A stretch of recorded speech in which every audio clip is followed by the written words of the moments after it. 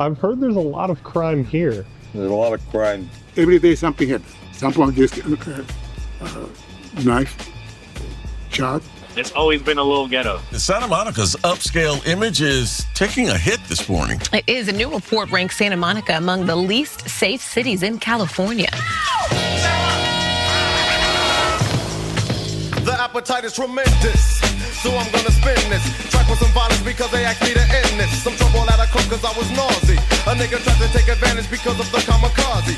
He took a swing from my head, thought I was faded. Start running for the door, but the fucker never made it. The sound of the 9 went bang, and all over the wall was his motherfucking brain. Cause I'm a nigga you can't sleep on, so set the alarm, cause I hit like a motherfucking bomb. I do damage with a 9 in my hand, but the average nigga that don't know me don't understand. Cops put a hurting on your ass, man. Where are the cops? California is overrun by crime. People are fleeing in droves because they don't feel safe on our streets. Our homeless problem is right up there. So this is a good place to be homeless. It's the best. It's the best. I've been homeless in a lot of places in the country, Boston, New York. This is the best spot right here. It's fast. It gets you where you want to go. It's warm. It's all the best people come here. My name is Nick. It's Nikki Brobro Lion. Princess, aka Princess Perfect Love Punch, aka International Blessing Baton, aka Light Night. And I'm Piston Magnolia. Who are you? Who are you in my town? What's your thoughts on Santa Monica? I'm asking folks. A lot of professional faggotry, a lot of hell from within, a lot to survive. One reason why I'm here, to kill them all. To kill who all? Organized crime called the Underground. The Venice that you saw on TV, if whatever state you're from, and the Santa Monica that you've read about and seen, with the celebrities and everything, that's past tense. I mean, the mayor got mugged on a promenade a couple of weeks ago. Another attack, this time a homeless man. We called 911. Did you hear about the mayor get mugged at the promenade? Yes. What are your thoughts? Well, I'm not surprised. Somebody sitting in Kentucky under 2 feet of snow would rather be here under a palm tree with the ocean right there and showers and everything. It's like Field of Dreams. Build it and they will come. Throw the money at them, they will come over. These people, they're totally underground. All they have is government handouts, right? And so what are they going to do? They're going to start doing burglaries and smash and grabs and stuff like that. I go to 7-Eleven down on Lincoln and Pico every morning. And just the people hanging out there. They run into the stores. There used to be security there. They run into stores, they grab shit, they run out. And like, if you're behind a cashier, you're going to put your life in jeopardy for somebody shoplifting? Santa Monica is one of the most dangerous cities in all of California. Don't steal from my store! Give me back my jacket! Give me the other one!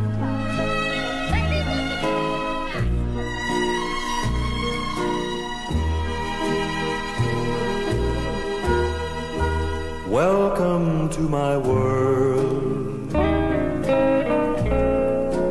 Won't you come on in?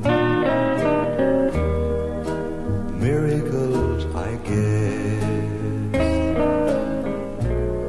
still happen now and then.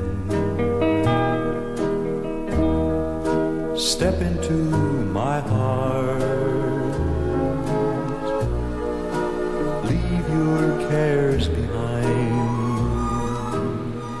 Santa Monica Police has previously told us up to 70% of their arrests on any given year are homeless people. In May, a homeless man attacked a woman and attempted to drag her into a restroom.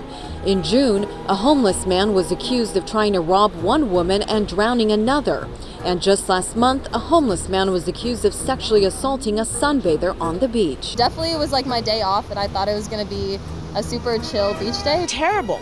That's why we have a group called Santa Monicans Against Crime. We've been trying to get the word out, and I feel really bad for people who don't know, like tourists. I carry mace at all times, so I can't, even during the day, walk down the promenade and feel safe. I got maced here at Venice Beach several motherfucking times, and nothing happened. Because today I don't feel safe. When a skateboard goes by me, guess what I do? I have PSD or whatever it's called. I am stressed the fuck out, but I give all my honor to God. I'm a little street rat. I sleep on the street. I'll sleep right here, but I don't feel safe here anymore. Like, I do not feel safe on a bench here. The public has figured out, and certainly criminals know, that they can steal in California and there's not going to be any jail time for them. With the shoplifting, I heard it's $1,000 or less. You can just take whatever you want. Yeah, so I even picked up on that, you know, and I don't really see too big of a crime. Have you heard anything about looting? The Sea Glass shop over there, they got hit pretty badly one night. They shattered their glass. The smash and grabs, don't even get me started there. The $1,000 looting, yeah. On the ballot, because we try to ease that penalty for all that, because it seemed like it was against black or brown. I don't care what ethnicity anyone is. That does not matter to me. It's the action that is being judged. What is happening within the minds of our kids? They just walking out here for everything for free. Disappear out the store without paying for anything. They got balls. Why are like half the shelves empty? Because we don't have merchandise to fill them up. The warehouse is empty right now. Rite Aid has announced that it's closing nearly 20 stores in Southern California. The store manager in Santa Monica is concerned and fed up with the recent rise in retail theft across Southern California.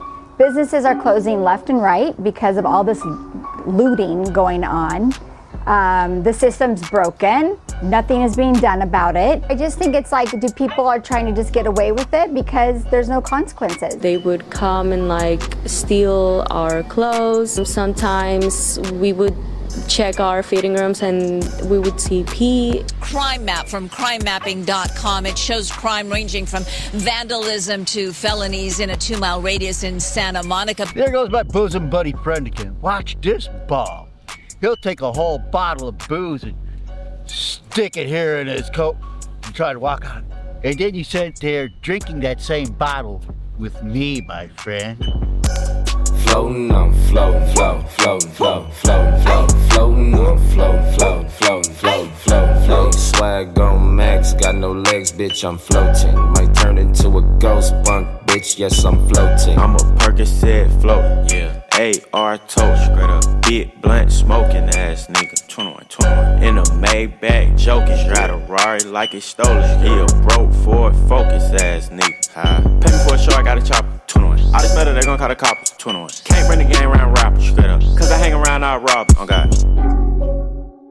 Hey, this is 6'7" Kevin. As we go from city to city filming these documentaries, there's a few stories that we always hear. Many people experience personal injuries with little to no judicial recourse. But when you get in an accident, you are not alone. We want to thank our sponsor, Morgan & Morgan, for helping us travel to film these stories. Morgan & Morgan is America's largest personal injury law firm. If you or someone you care about is ever in an accident or suffers a serious injury, Morgan & Morgan could be the first name that comes to mind. They don't settle for lowball offers. They've achieved significant verdicts in the last couple months alone for those involved in life-altering car crashes. This includes $12 million in Florida, which is 34 times the highest insurance offer, and $26 million in Philadelphia, which is 40 times the highest insurance offer there. The best part is that your fee is 100% free unless you win your case. Morgan & Morgan has made filing a claim for an accident or an injury super simple. You can just hit the link in my description and fill out this quick form.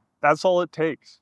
Everything's handled online, so no need to go into their offices or deal with any headache. Floating on, floating, floating, floating, floating, floating, floating, floating on, floating, floating, floating, floating. I've had over $50,000 stolen from me. $30,000 in custom performance and recording equipment. Stolen Harley in Culver City. Ultimately, my truck stolen by Michael Pollock, White Star Property. So I won't lie to you, I found this at the basketball court yesterday. Did I steal it? I felt like I did. I sure did. I kind of, but I didn't. It was sitting on the thing and it was someone's and maybe he was playing basketball. And I feel bad, but at the same point, I'm like, do I really feel bad? Today is kind of like a computer game, like Pac-Man and Miss Pac-Man. Like, we know they dipped inside this store and they start to gobble it up over there. And everything is so electrifying. We understand where you're coming, you're going, what you're doing. Okay, so they picked up some candy bars and they picked up big deal. We have a low, they call it low 47. What do y'all think about that law that $1,000 you can steal up to? It was created by the city council. The highly debated Prop 47, the law's co-author defended it, calling it an overwhelming success. Focused on reducing the overuse of prison sentences and reallocating money from prisons' budgets to community-based safety programs. Some say Prop 47 was never intended to reduce theft and drug use.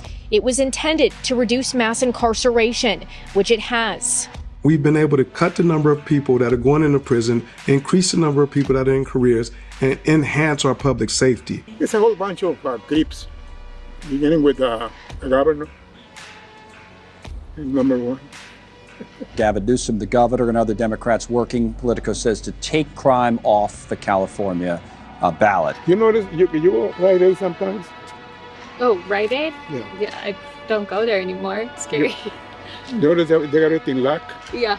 You want something like a expensive bottle of wine or booze? Yeah. Deodorant is locked. It's locked. Everything is locked. Right. One time I was there, and this guy just jumped and goes inside the cashier and got 3 or 4 bottles of expensive stuff. He just walked away. But he didn't run. He just walking. I was expecting the police to show up. They never did. Yeah. It was more than $1,000. It has to be $1,000. ¿Qué pensé bien? Do they go after people that are, if they do shoplifting under 1,000, do they even try to go after people for that? Right. Oh, I forgot. I missed out on that. Yeah. Absolutely not. Is the looting happen at night or during the day? I don't know. What are you talking about? What do you mean? Like business lootings, people coming in and they grab the, less than 1,000 they can steal and then they run out the door. It's a crime happens at all hours. There's not a specific time or place for that. All it happens overnight, early morning. We're not aware of that. It's mainly more of like shoplifting and thefts. Police is chill. The police are hella chill. They got their news going on. You want to hear their news, you gotta get locked up. You gotta get in there and locked up. So what you gotta do is you gotta do a charge at least over prostitution, they said. So they want you out here, So prostitution, they will lock you up for that? Yes, so you can read their news. And basically, I think what it is detention. I think it's detention, basically. That's what it feels like to me, What does the downtown ambassador do? Well, I mean, we basically keep an eye and clean the bathrooms out, count all the people that are coming in. I guess they want to kind of know how many people go in a day. I also observe the part, if I see bad things happening, I call it in and report it. Somebody died in the restroom one time. What? You had somebody die in there? Yeah, and that night, it's crazy because my boss goes, "Hey, I need to talk to you." And I'm like, "All right." He goes, "Did you check all the bathrooms?" I said, "I checked all of them." I said, "That one that's been not working yet." He's like, "Well," he goes, "You know what?" He goes, "There was a dead body." I'm like, "What?" Yeah, he goes, "So I need you to write an incident report about it, just in case, But he had, I guess, overdosed, Have you ever felt unsafe? Yeah, a couple of times. But I try not to let it get to me, because I think right now, these days, you're not safe anywhere, We had to hit rock bottom before finally people woke up and they realized that it's time to take a different turn. That's the sentiment shared by more than 70% of voters in California who approved Proposition 36 on Tuesday's ballot. I'm not surprised. The measure would bring back harsher penalties for theft and certain drug crimes. It's a reversal of Prop 47, which passed in 2014. The new law will go into effect in mid-December. For habitual thieves, this is not a good day. With Proposition 36, fentanyl dealers, this is not a good day for you. Governor Newsom is among those who have come out against 36, calling it drug reform that will only continue to fuel the state's prison overcrowding crisis. How has it been for you being an officer here? What is that like? It's not tough and it's not easy. Breaking news out of Santa Monica, a police officer has been stabbed in an unprovoked attack. In Santa Monica, we pride ourselves in trying to keep our city safe. Poor little old meat policeman. You could be the chief here and still feel like I'm just a little Boy Scout under the Chinaman.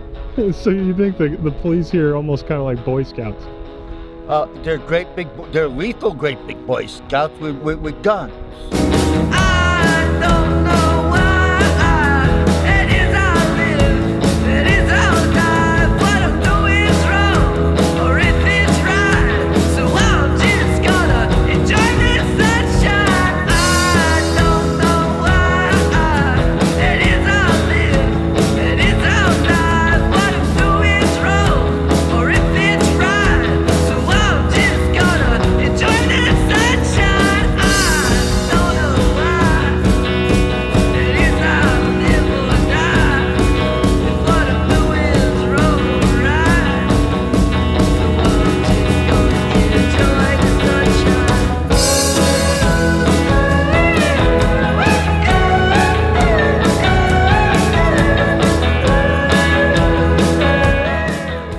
Real-life lion toy for the princesses, and what you bite into me, you get honey, the word. You know, you hug me, you get love. These people are living in a fake world because they need their escape to get away from their reality. They don't understand their drug and alcohol addiction is because of this constant desire to be away from this painful world where there's just no love. Like the Beatles said, I hate to keep going back. If you got three things, love, sex, or money, and God gave you one thing every day, most of us would choose love, but we're still going back to money, money, money, money. Like this guy right here, I'm looking at him like, I don't want to write his but I want to write his body. Same difference, right?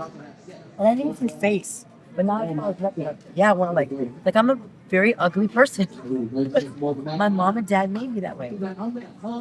We have to point this to He's loser jacked Voldemort. because his stepfather came in with a rifle and bashed his every day he had to deal with this, and that's why he's still struggling with a lot of this trauma from his early childhood.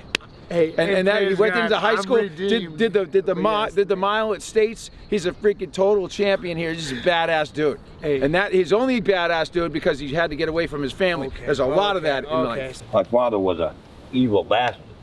My mother, I haven't seen my mother since. She left Promenade in 1991. So you think true evil exists? True evil? If you don't, sir, you're an asshole. Just plain and simple. How would you describe your purpose? To kill evil. That's it. Get back what is mine. How do you go about killing evil? Mortally or supernatural? I got friends up in the sky. I desire to go to Sherman Oaks and say, fuck everyone, and get a gun and seriously shoot everyone and not touch anyone.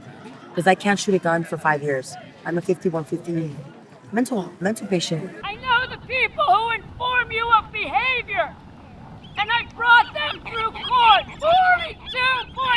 42.803, California, Virginia, Maryland, DC, United States Supreme Court. Hey, homeboys! It doesn't go through court 2 times. Time for you to go. I don't understand. It's time for you to go. Court twice. What are you guys doing? We're just. My name's 6'7" Kevin. We're just doing a documentary. Dude, get the fuck out of here. You're done. Go the fuck out of here. Right. And you too. Go. Get the fuck out of here. Interview? No. Right. Call 911. Tell them you need a 5150.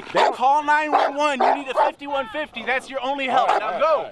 Go. Oh my God, I'm gonna lose my mind and start screaming so everyone can know that I'm the fuck up too.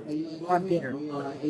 I'm really bitter, but if I don't have weed in me, I'm just in pain. As much as weed as I consume, there was a little bit of tweak in the pipe last night where I put more marijuana and now I'm a tweaker. So why do I get offended by that word? I don't. I'm a marijuana tweaker hood rat. Are you journaling here, or are you a drawer? Yeah, I do my global elite international Illuminati paperwork. I learned how to read and write by the time I was 2 years old. I graduated Yale University, and you can verify this with Yale, in 1958 at the age of 5. 4 years and 3 years, 4.0 law degree. And that's absolutely the bottom line truth. And more than 300,000 people in the last 4 months have called Yale and verified that truth. I actually boated up here on this beach in a cigarette boat. On this very fine beach here, I came in from South America with Pablo, and we were both we are both prison wardens and escapees of South American penitentiary in those days. We escaped Colombian South American penitentiary in a high-speed Colombian motorboat. We made it right here to Santa Monica, beautiful USA, Santa Monica. Thought I could fly, so I stepped off the golden. Nobody cried, nobody even noticed. I saw them standing right there, and I thought they might care.